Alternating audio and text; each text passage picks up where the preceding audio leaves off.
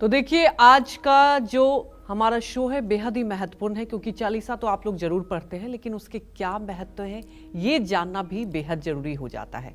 पंडित जी, अगर बात की जाए, मंत्र प्रभावशाली होता है, ये हम सबको ही पता है, लेकिन अगर बात कर ले चालीसा की, तो क्या वो भी उतना ही प्रभावशाली होता है? और एक ये भी बात दर्शकों को मुझे लगता है पंडित जी जानना बेहद जरूरी हो जाता है कि अगर चालीसा लिखा गया तो क्यों लिखा गया, इसके पीछे क्या महत्व है, हमारे दर्शकों को बताएं। देखो, चालीसा का जो शाब्दिक मतलब है वो है चालीसा यानी 40 पदों का समूह, 40 चौपाइयों का समूह, उसको कहते हैं चालीसा जी। उसमें शुरू का जो बंदन लिखा रहता है, ध्यान लिखा रहता है, और अंत में जो दोहा लिखा रहता है उसको छोड़ दीजिए, बाकी चौपाइयों को आप गिनेंगे तो 40 ही होंगी, 40 से 41 नहीं होंगी। हाँ, सारे चालीसा में जी। ठीक है, तो चालीसा में 40 चौपाइयां होती हैं या 40 छंद होते हैं, जो भी आप मान लें। बेहद आसान तरीके से भगवान की पूजा करने की विधि ही चालीसा का पाठ है।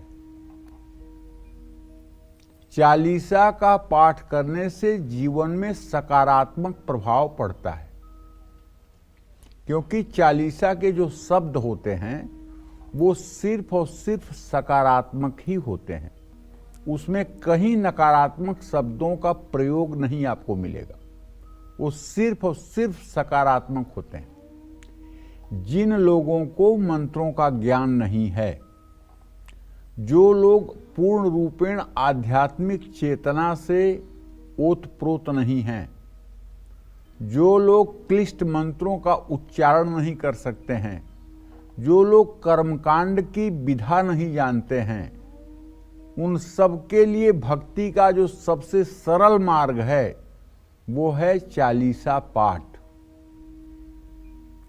जिन लोगों का मंत्रों का उच्चारण करते समय गलती हो जाती है, ऐसे लोगों को अपनी पूजा को सफल करने के लिए चालीसा का पाठ जरूर करना चाहिए। चालीसा पढ़ने का सकारात्मक प्रभाव मन और मस्तिष्क पर बहुत जल्दी पड़ता है।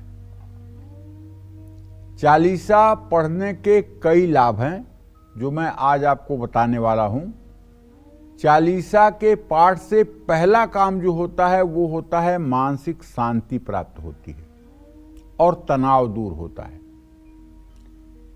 चालीसा पढ़ने से सुख, समृद्धि, धन धान्य की वृद्धि होती है। नियमित चालीसा का पाठ करने से अपने आराध्य तक पहुंचना आसान हो जाता है। चालीसा पढ़ने से किए गए पाप का बुरा प्रभाव कम होने लगता है। चालीसा का प्रभाव मन पर पड़ता है, और चालीसा ही एक ऐसी पाठ की विधा है जिससे हमारा आत्मविश्वास तत्काल बढ़ता है। तत्काल चालीसा पढ़ने से निर्णय लेने की क्षमता बढ़ती है, और चालीसा पढ़ने से मन मजबूत होता है। मन तो मजबूत है ही है, लेकिन वो विषयेंद्रियों के साथ फंस करके वो कमजोर हो गया है। अगर मन मजबूत न होता तो भगवान कृष्ण गीता में क्यों कहते कि इंद्रियाणाम मनश्चास्मि, इंद्रियों में मैं मन हूं, ये भगवान क्यों कहते? भगवान ने कहा है। तो इंद्रियों में मन वो तब बनते हैं जब मन काम, क्रोध, मोह, लोभ, मद, मत्सर इन सब का दमन करके इन सब से परे हो जाता है, तब इंद्रियाणाम मनश्चास्मि, तब भगवान इंद्रियों में मन होते हैं, और वही मन ईश्वर के रूप में प्रकाशित होने लगता है। और जब तक कर्मेंद्रियों के, ज्ञानेंद्रियों के वशीभूत हो करके मन कार्य करता रहता है, तब तक ये सिर्फ और सिर्फ जीव को अधोगति की तरफ ले जाता है। जो लोग मानसिक रोग से पीड़ित हैं, और साथ कुंठा जिनको है, डिप्रेशन, एंजाइटी की शिकायत है, अगर ऐसे लोग नियमित रूप से चालीसा का पाठ करना शुरू कर दें तो निश्चित रूप से मानसिक रोगों में भी आराम मिलता है। पहले तो हिंदुस्तान में पूरे पूरे 2-4 गांव में एकाक पागल होते थे। ये मैं अपने बचपन की ही बात बता रहा हूं। 2-4 गांव में एकाक पागल होते थे।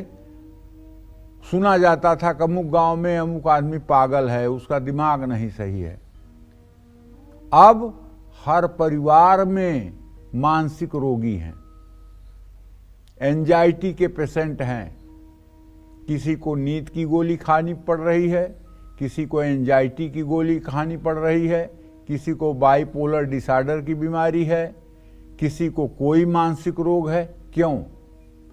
क्योंकि पहले हमारे यहाँ शाम के समय, सुबह के समय 4 लोग परिवार के, पड़ोस के बैठ करके हरे राम राम राम हरे हरे, हरे कृष्ण कृष्ण कृष्ण हरे हरे कीर्तन कर लेते थे।